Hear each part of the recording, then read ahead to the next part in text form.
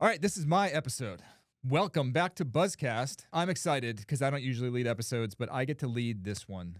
This is a quick cast, and we've teased it for a little while, but we're going to dive into it today. And that is, for the longest time, Buzzcast has not been available on Spotify, and that changed a few weeks ago. Mm-hmm. And we've said there's some reasons why, and we're going to jump into those reasons today. Now, here's the thing I'm going to try to stick to. Jordan is the editor, so I can't promise that'll be exactly 10 minutes, but we try to keep quickcast. The idea is one topic, 10 minutes. Yeah. And I don't think we've ever hit it. Maybe once or twice. It's fine. We always go long. I'm Yeah. going to do my best to lay the case out for why we were not on Spotify for the longest time, what changed, and sort of why we are on Spotify now. And I'm going to try to keep it to 10 minutes. Jordan, can you help me in the edit? Keep us as close to 10 minutes as possible. I'll try my best. So let me start off. Let me start off with a little bit of history. And you guys chime in with your history, but keep an eye on me, because if I start giving you the whirly finger, that means you got to move faster, because I know how much we got to get through and we only have 10 minutes. All right, we got 2 minutes of you saying we're going to make this a short episode. I feel like this is like a podcasting game show, but when you see the whirly finger, that means time's up. Fingers rolling. All right, so let's back up a few years. When we launched Buzzcast, I think originally we were in Spotify, and at some point we got frustrated with Spotify, and we pulled the show out of there, and we hadn't been back for the longest time. So I don't want to relive all of the drama around it, but I have summarized some key points. And for some of these reasons, let me run through my side, and then you guys chime in with any additions that you have. All right, so first, we've been clear about this, but we withheld our show, but we never asked anybody to withhold their show from Spotify. And we, of course, always provided all the tools that everybody could publish their show into Spotify if they chose to. The reasons we withheld our show was a principled stand, not necessarily a technical issue or a personal issue or any of that kind of stuff. There were some principles, though, that Spotify had been doing when they entered into podcasting that we sort of disagreed with. We felt like it wasn't good for podcasting overall. Podcasting started out as a very open thing. RSS is an open spec. To publish a podcast, you would do that openly on the internet. Everything would be available for download in any podcast playing app that anybody built. And Spotify seemed to enter into the market and say, we're going to do podcasting our way. And it was just a little bit different, a little bit off-putting to us. Originally, we were kind of like, let's see. We had conversations with them and their teams. We wanted to see how things shook out. But it didn't move more open. They sort of moved more closed. With the one exception of originally when Spotify first launched, they rehosted all the audio files. And the one thing they did after a lot of pushback was they said, okay, if you want to host with a hosting company and us not rehost that stuff, what they would call pass-through. And I used to joke about it because pass-through was just like regular, but they put normal a name podcasting. on it. Yeah, normal podcasting. Then they allowed you to do that. Yeah, so the first reason one is they were kind of antagonistic towards open podcasting. They didn't want to use RSS feeds the normal way. They were the first ones to say, we're not going to do it that way. We're going to rehost it. Right. And those things matter. Open podcasting matters. Being able to host where you want and move between hosts, that stuff matters, because at least on the internet, closed ecosystems have problems. When you have a platform that monetizes through advertising, then advertisers get some control over what the content is that lives on that platform. And podcasting was one of the last places on the internet that was like, if you don't want to do that, you don't have to do that. You can have your own server as a podcast host and put your own stuff there. And then if one app doesn't want to serve your content, that's fine, because there's hundreds of other apps that exist for people to consume your content. It's sort of like web browsers. If this one web browser is censoring this one website, you can get a different web browser to go to that website. Yeah. And so that was some of the concerns that we were having about one platform, a very big platform, a very powerful platform, a platform with a lot of money and a lot of influence, starting to close down, or at least what we felt, closing down the open podcasting ecosystem. Yeah, and to be clear, there are points where they specifically said this in before 2020, maybe 2018, they said our goal is to basically be the YouTube of podcasting. We want to have pretty much people think podcast, they go to Spotify, everything is just hosted directly with us. They bought Anchor, they bought Megaphone. They're trying to consolidate the industry. got a bunch of exclusives. Right. And the whole idea was it's going to be a closed proprietary system. And we're looking at that going, that's like one of the awesome things about podcasting that is not that way. We're going to help stop this by not putting our one show with 1,000 listeners in there. Yeah. And they thought they could do podcasting better. And in some ways in the closed ecosystem, you can do things a little bit better. Like they created polls and they had commenting, but they were just for Spotify. They wouldn't work in any other podcasting app, which was very different than the people who care about podcasting had been doing things for the longest time, which is we want to build things, but we have to build them in a way, which is harder for them to be able to work everywhere. Right. Okay. So enough of that. There's a second point, equally as big. At the end of the day, they're an advertising agency, an advertising firm. They make the majority of their money through two things. One, selling premium content. And then for all of their free customers who don't want to pay for premium, you get ads. Okay, so in order to make the ads more effective, we know this from Facebook, we know this from all the social media sites, is the more information they know about you, the better they can target ads towards you. That makes the ad more effective. It also makes the ad experience more enjoyable, so you're not as annoyed by the fact that they're trying to advertise stuff to you. And they can charge more for the ads, they get more advertisers, all that kind of stuff. But it's a pretty big invasion of privacy. And so we didn't really love that either. Like I didn't just want to continue to make the web more about data tracking and they know everything about you and they can serve you and they can, in my mind, sort of manipulate purchasing decisions, get people to go into more debt, like all of that stuff. I just hate all of it.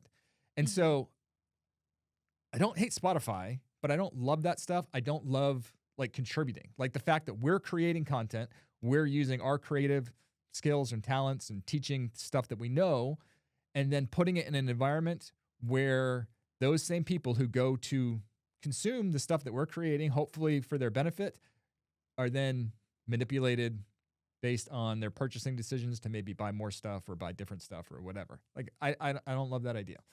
Again, nothing against Spotify personally, just us choosing as creators to say, hey, we get to put our content where we want, and this doesn't feel like a platform that we want to put our content at. Yeah, so to the first point, I feel like that has gone away for me. The idea that Spotify is going to become the place for podcasting, they've moved on from that, and I think that's not a real threat to the industry as a whole. Apple is launching a ton of new stuff, so Apple's obviously countering it. YouTube has gotten much more involved. Amazon since then has gotten involved. Now we have 4 tech giants and 30 great indie apps all competing in this space. The platform fear for me has gone away. Spotify themselves has said, we're really leaning more into the ad side. We're not going to try to have every show be on Spotify. So they've stopped investing too much in Anchor, or now Spotify for Creators. They've invested much more in the ad tech side. They don't do the big exclusives anymore. In fact, even their shows they create themselves are being distributed over RSS for the most part. Yeah. Oh, and open podcasting. They've adopted a few, though not all and not maybe even many, but they've adopted a few podcasting 2.0 tags or open systems. So they, will support chapters now using the Podlove chapters or transcripts if you do it a certain way. Like they have certain things they will support. For me, that has gone well beyond we need to not be in Spotify for that reason. But what about this ad tech piece? This one, I think still, if anything, might have gotten worse. How do we answer that? Totally agree with you. I think we are in a much better position in terms of Spotify being able to exert control over podcasting in general. There's enough big players now that have a significant enough position in podcasting that Spotify is not going to be able to own it, control it, squeeze everybody out. So I think great point. But what about the advertising side? Yeah, I think this is the harder one because Spotify as a whole, the ads, they've gotten way better at it. You look at their financials and the financials are telling you, oh, we're getting pretty good at serving ads. We may be some of the very best in the industry at targeting podcasting ads. For me, that is still as uncomfortable as it always was. But I think I was a bit naive about the data brokers that were what they were doing with all this targeting stuff on the other side. So everybody else that was kind of in the wild west of ad targeting outside of the big companies like Facebook and Google, the big ones who have their own profile for you. Everybody else is going to these third parties that are like, hey, we'll sell you all the data. Like they're the ones actually selling you data. Mm-hmm. And there's actually a weird world that Spotify targeting the ads, at least it's only Spotify that has this profile on me, and it's not like every advertiser has it. So it's gross. It's just maybe slightly less so. And I think I've just, I don't know, come around a bit to Facebook has it, Google has it, every social media app I use has it, every ad tracker on the internet has it. And at some point, all I'm saying is, I don't like that Spotify has it, but if the podcast is on any other platform, they're all kind of enabling the same behavior. So, at one point it kind of made sense to single out Spotify for this, but now I'm looking at it going, they're not even the worst in podcasting anymore. In a lot of ways, open podcasting can be worse sometimes. Right. Because really? Because you don't know you're being tracked. So again, I don't want to name names in the industry, but you could be just listening to a podcast that's not hosted on Spotify, that's hosted completely independently, and they're using programmatic, or they're using an ad agency to buy and sell ads on your show on your behalf. And they are either buying data to be able to match IP addresses to who's listening to the show and insert the right ad at the right time. But you don't know it, and you can't really opt out of it. Yeah. At least in something like Spotify or YouTube, since they're bigger, there's more regulation, there's more scrutiny. There's terms of service that you agree to when you go into those platforms, when you install that software on your phone, that you agree. You don't probably read it all, but if you wanted to, it's there. And if you want to, and you don't want to be, you're still going to be tracked. But if you don't want to listen to the ads, if you don't want them to use the data that they're gaining about you to actually target ads towards you, you can limit it to some degree, and you could also just buy premium, and then you're not going to get the ads. Mm-hmm. Yeah. So in a lot of ways, I think that society, the world in general, has just said, it's all accept messed this. up. It's all messed up, but they've also said, but we're fine with it. Like that's the way it's going to work. That we would rather have the invisible price of free, meaning that these companies are going to start to develop profiles on us and then target ads towards us. But we would rather have that. We'd rather trade some of our privacy and mind share and the ability to be potentially manipulated by ads. We'll trade that instead of paying $10 a month for a premium account. And so if that's where the world went, like, I don't know, you can only fight it for so long. And like I said, it also exists on the open side as well. And you don't have as many controls because there's less scrutiny, because there's no one big platform to go after. All right. And now I've got two reasons why I like Spotify has kind of come into my good graces in the past few years, or at least two arguments for why we should be in there. The first is, as a podcasting app, it's got a lot better. They've invested quite a bit in the podcast listening experience. And so some of the complaints that it was all driven by, it was just a music player that happened to play podcasts. They also have done quite a bit in fleshing out the podcasting experience. And then them adding video, which I still do not love consuming video content, but I feel like if Buzzsprout is going to offer video, which we do, and we're helping people get into video everywhere, then we need to be on the platforms that we're pushing video to, because they're unique in the way that it's implemented. And so the way that Apple and the way that Amazon, the way YouTube and the way Spotify implement video are all different. But the way that open podcasting has always worked has been the same. You put it in the RSS feed and it goes out in the same way to all the different apps. Mm-hmm. So if this is the world we live in, then we need to really, really intimately understand how this works in Spotify, so that if there are bugs, we feel it. Mm-hmm. If there are kind of interesting ways that they parse, the chapters, we need to see that so that we can figure out what's the best way to implement this for everybody on Buzzsprout. And we can't really do that unless we are actively creating a show that is publishing video into Spotify. All right, last point, because I know we're probably coming up on time, Jordan, right? We're well past time. I don't think I can edit this down to 10 minutes. No way. We never hit 10 minutes, but it's still fun to say. Okay, last point is that we've been working closely with some of the Spotify podcasting team as we've been doing this video integration with them. And it's hard to hate the policies of a company or dislike a company and say, I'm not going to put my content. Once you start to get to know the people, because the people on the team are really awesome. Yeah. And so everyone who we're working with on Spotify, they care about making the experience as good as possible. They, of course, say, like, this is the way it works. Now, within this framework, within these guidelines, how can we make the experience as good as possible? There's always that. That always exists whenever you're working with a big company. But as much as any company that we've ever worked with, the Spotify team has been really great. And they've shown a lot of care and a lot of concern. And they've listened to us when we've expressed concerns about if we do it this way, that's potentially problematic for podcasters. They care. They listen. They make changes. They come back a few weeks later and they said, I'm sorry that took so long, but here's the new way of doing things.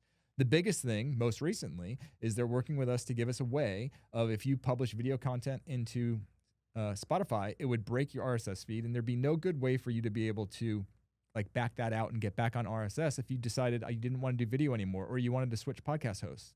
That was a big concern. Yeah. They came back to us and they've said, like, we're building that. We're automating that. Initially, from the beginning, it was, if you want to do that, you're going to have to work with our support team. And we're like, that feels like a problem, because there shouldn't be that much friction if somebody wants to like reclaim their content or switch podcast hosts. And they've said, okay, we'll take that concern. We'll run up the flagpole. We come back. And they did. They came back a couple weeks later and they said, okay, we're going to build an automated way to do that. And so, I don't know. I summarized it well in the opening. It's hard to dislike a platform when the people who are building on that platform and work for that are good people. And they genuinely do want to create a really good experience for podcasters. So See, all you had to do was just talk to them. Well, we did. It's the power of we've always relationships, talked Kevin. to them. I would say this. There does seem to be a new level of care and concern. And like legitimately, they do seem as though they want to align. At the same time, like their priority is Spotify. Their priority is, and I've said this since the beginning, like you should probably be, I can't give investing advice, but like they make decisions that are smart for the company and for the shareholders and stuff like that. They've always made smart decisions there. So it's not investment advice, but I should buy some Spotify shares is what I'm hearing. I don't have any Spotify shares, but I wouldn't say you're dumb if you had. All right, so that's kind of the whole story. I'm not sure. Is there any questions, anything we left out? No, those are the main ones. I still feel like I don't have a great answer for the ads one.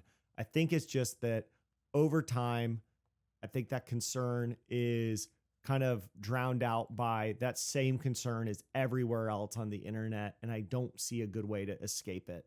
And now we have the offsetting. We like the team. We like the direction they're going. They've adopted open podcasting in more so than in the past. And in the end of the day, if we're going to have video stuff, we need to be really understand what is going into this platform and how it works. And so all of that, we're on Spotify. We're hoping you listen to this on Spotify. We hope you can watch or listen to this show wherever you get your podcasts. So there you have it. The whole story. Why we were not on Spotify, what changed, why we're on Spotify now in 10 minutes flat. All right. Thanks for listening and keep podcasting.